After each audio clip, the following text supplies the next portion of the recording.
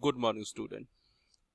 Today we have the chapter number 1, Introduction of Economics.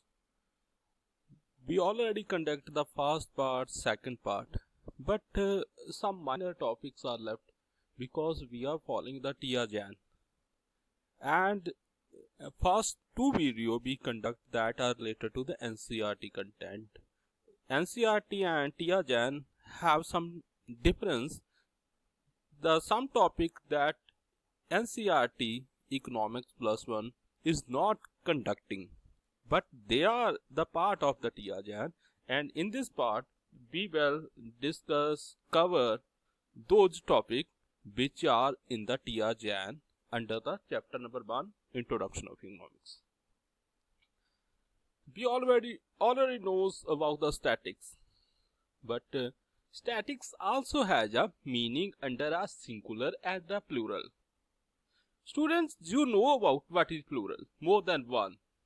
That is known as a plural because we know this as a, in the English, singular as a plural, change the number.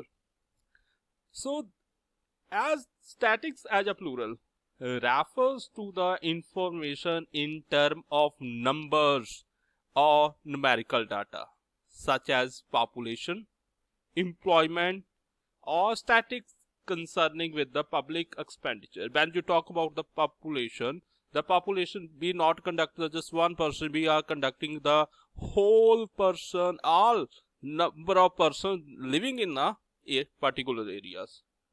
So data that related to the numbers and numerical data, but more than one, called the statics as a plural number or as a plural form. So now we talk about the data which are statics or which are not as statics. First, we have a cow has 4 legs. Legs are 4, but the cow is a singular. We can't compare. It is not an aggregate data. It is not an average. It's just a cow has 4 legs. So it is not a statics. Second, the Ram has 500 rupees in his pocket. The rupees are more than one. That's different thing, but we can't compare it with the other person. It's not a mean, it's not average, it's not a aggregate, so we can't say it a numerical data, we can't it a statics. On the other side, the data which are called statics. The average height of Indians is 6 feet. We calculate the whole. We also compare it with the other country as the average height of Indians is 6 feet, but also the average height of Nepalis or the citizens of Nepal has 5. Thus we compare it with the other. So it is a statics. Then we have to say that over the 10 years past, India has won 60 test matches of the cricket and lost 40. You can find it by the ratio, you can find it by the percentage of winning or a loss. So this is statics. Now we have a statics. The definition first we have under the plural sense. Statics are the numerical statement of fact in any department of inquiry placed in the relation to each other. So we can, these are the numerical statement, but we also compare it. We also have to compare this with the others. So these are the plural sense. Now some features under this. These are aggregate of facts. You can't say that if I have a height of the 5 feet 6 cents or 6 feet, this is not a statics because this is the singular data. If I say that the average height of a whole class is 5.5 feet or the 5 feet 6 cents, that is a statics because then first I calculate the whole height of each and every student, then I convert it into the average. I also use the simple method by picking the 4 and 5 students of the different height, then I find out the average. So it is a statics. It also find the multiplicity of causes. By the statics in the under the plural sense, you can find the different solutions. For example, if we want to say that the price effect may be by the demand, maybe by the supply, maybe by the supply of money, maybe by the import export. So you can find the multi causes by the plural sense of statics. Numerical expression. You can't say why he is good in mathematics, he is not a good in science.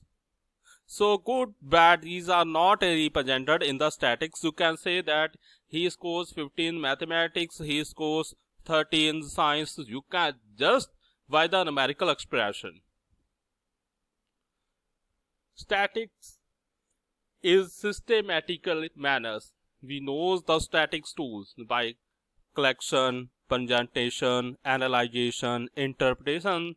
These are the whole systematic manners. So we only put the result if we use them the systematic manners. Unsystematic manners can't stand you with the result.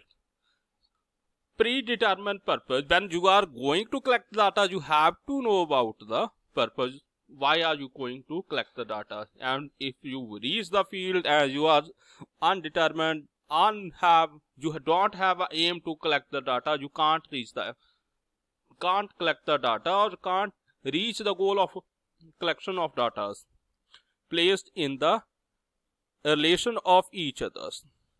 Data collected is always purposeful if you have to compare it with the others. If I say that Ram has 500 rupees in his pocket, Sam's height is 5.5 and Mohan's weight is 40 kg. All three examples are different. They can't compare with these. First we have a money, second we have a height, third we have a weight. These are not uncomparable. So if we want to say, these must be compared to each other. Now we have a statics as a singular noun. Statics under a singular noun have related to the statics methods.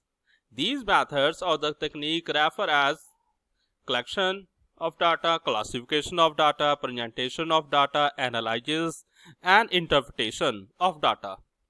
Under a singular sense, we have the definition. Statics is collection, classification, analysis, presentation of numerical data have the meaning under the singular sense. Statics have the different stages. First, we have to define the object. Why we are going to collect the data. Then we collect the data. Then we organize data, and then we presentation of the data. Then analyze the whole data. Then we put the interpretation of the results. Now we have a statics tool. Each of the statics study involves the use of certain standard techniques or the method. These techniques standards are known as statics tool. Under the different stages, different statics tools are there. For the collection of data, you have to use the census method or the simple technique.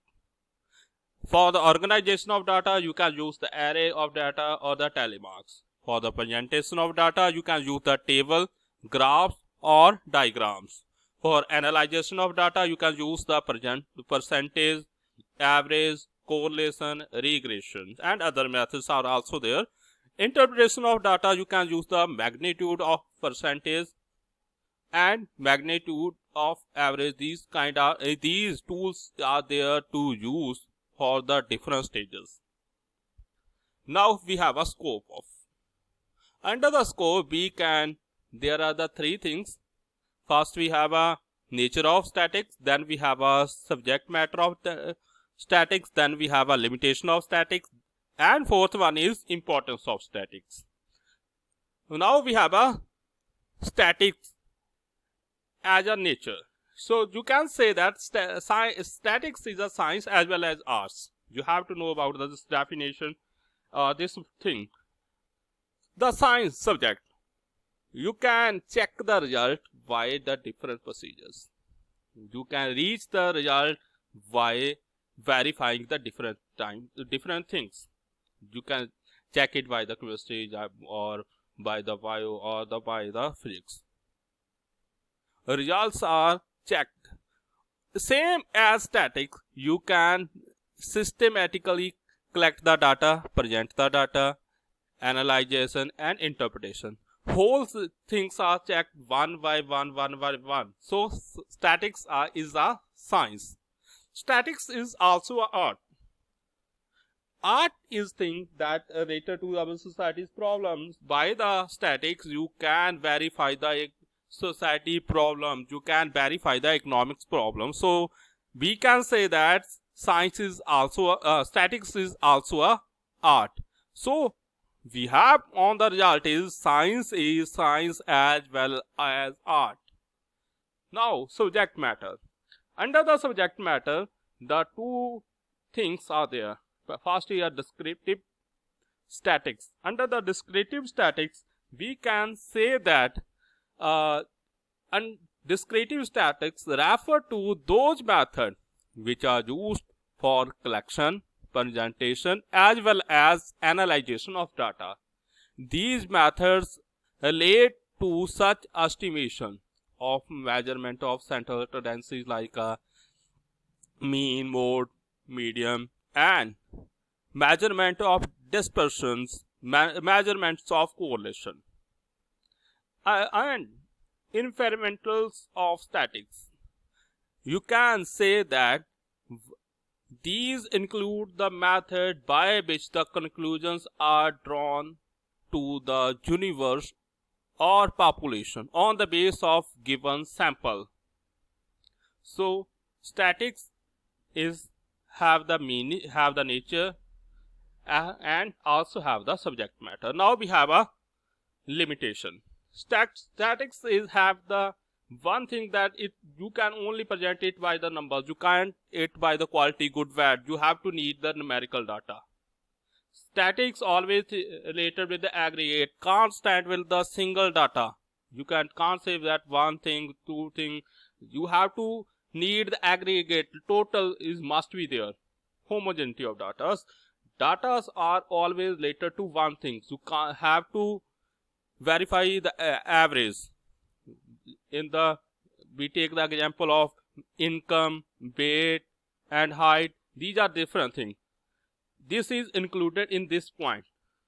So you need to homogeneity of data, that you need the data of specific scope with one thing. Height, then height. Income, then income. Results are need to verification. I'm going to give you an example. If you have to say that the average income or the per capita income is of all Indians are 50 or 50,000 rupees. It is not equal to all. Some persons have a more annual income. Some persons have a lower. You have to need to verify the results. Need the reference. Sometimes average is there, but some need to more, and some need to decreasing, some needs are upwards. You need to give the reference that this is trend to upward, this is not trend for the upward, this is going to down and down. And then you need expert to present the data or use the statics. Then some person easily misuse the results. Now I am going to explain the need of reference. If I am going to examine the industry of a sugar, then I am collecting the data of the 3 years. The first year, their income is 50,000. Second, 40,000. Third year, it's 20,000. Then I am going to collect the data of a cloth. First they have a 20, second year they have a 30, fourth year they have a 50. If we get the average, then average must be equal. But